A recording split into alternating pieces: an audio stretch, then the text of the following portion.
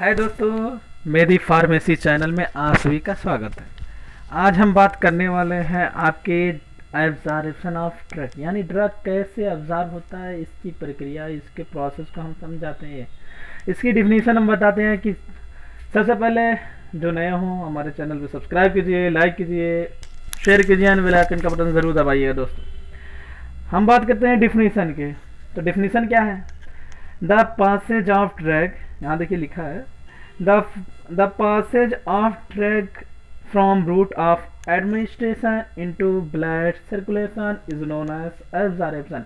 यानी ड्रग जो पास हो रहा है कहाँ पे, किसी भी रूट से, चाहे आईवी, चाहे आईएम या पैरेंट्रल कह सकते हैं, सबलिंगुअल या लोकल एडमिनिस्ट्रेशन या ओरली, ठीक है, किसी भी रूट से अगर हम ड्रग को अप्लाई करते हैं या एंट्री करते हैं ड्रग की, कहाँ तक, ब्लड सर्कुलेशन तक, वहाँ पे उस प्रोसेस को हम एब्जॉर्प्शन के नाम से जानते हैं। ये डिफिनीशन हो गई।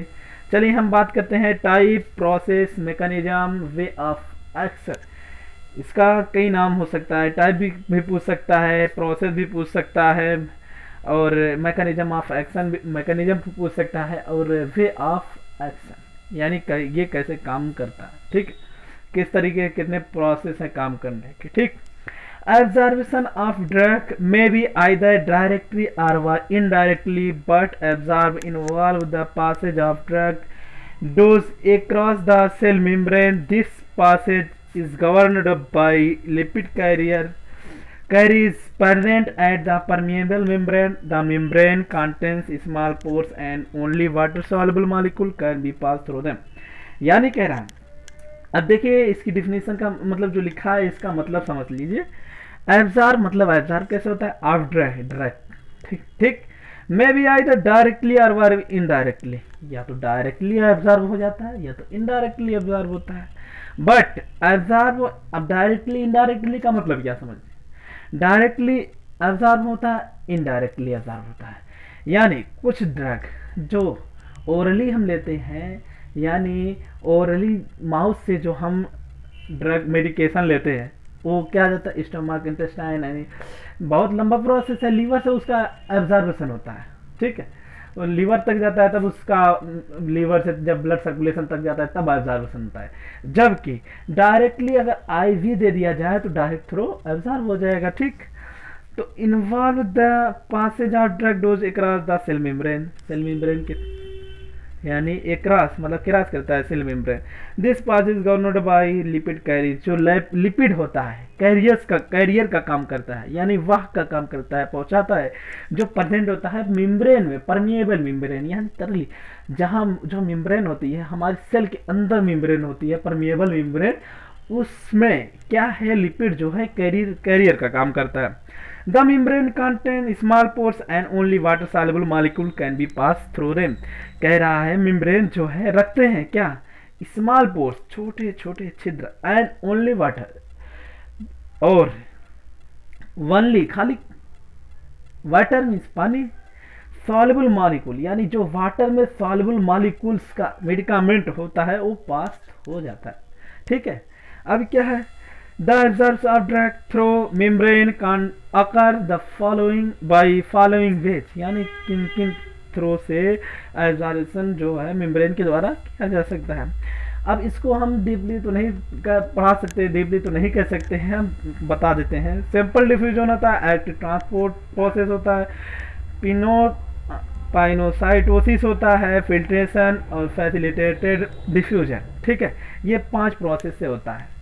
और हाँ, आप बात करते हैं आपके जो हर साल पूछने वाला क्वेश्चन है, एब्जॉर्प्शन के बाद फैक्टर भी पूछता है, यानी absorption of drug factor affecting, यानी फैक्टर इफेक्टिंग का ड्रग पूछ रहा है कि उसका जो फैक्टर है ड्रग का, उस पर किस किस फैक्टर पर निर्भर करता है ना। तो सबसे पहले देखिए physical state of drug, drug का फिजिकल स्टेट के ऊपर निर्भर करता है।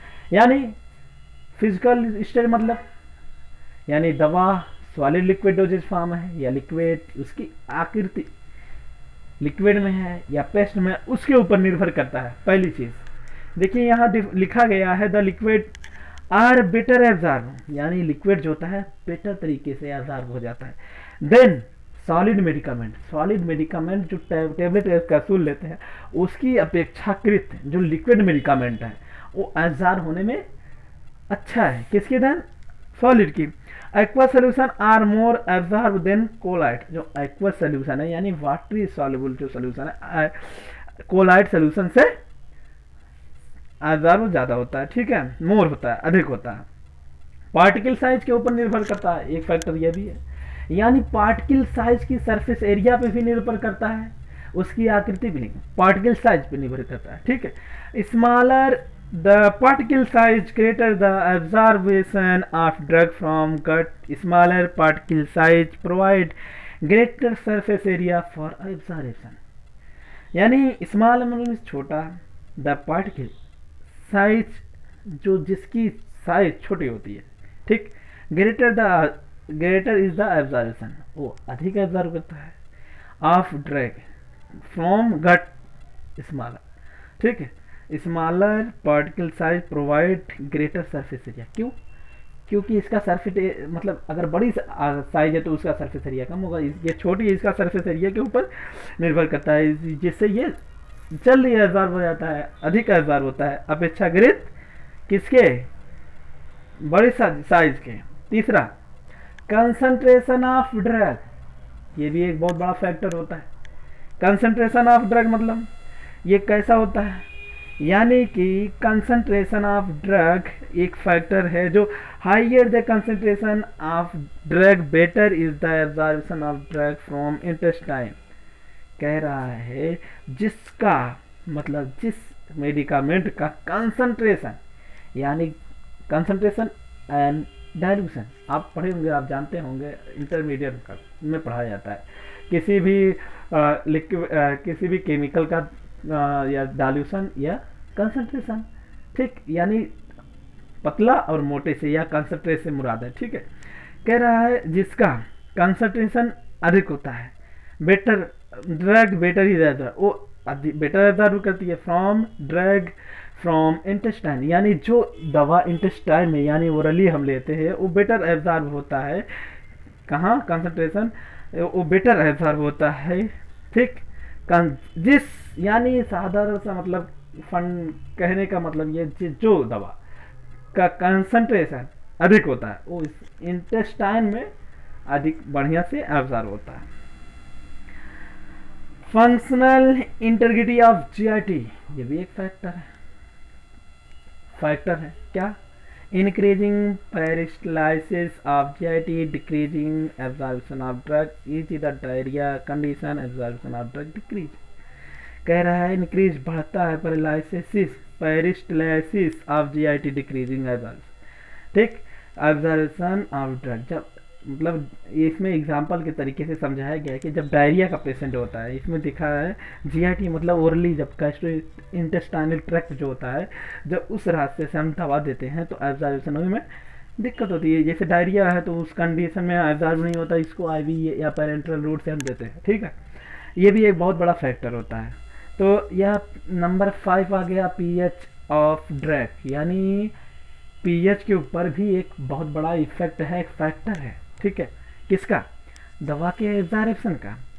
Acidic drug are rapidly absorbed in stomach while basic drug are rapidly absorbed in intestine. यानी जो एसिड होता है स्टमक में होता है, ठीक, और बेस जो होता है, देखिए कोई भी मेडिकामेंट होती है जब हम लेते हैं ओरली तो वो कहाँ से जाती? स्टमक से इंटेस्टाइन जाती है।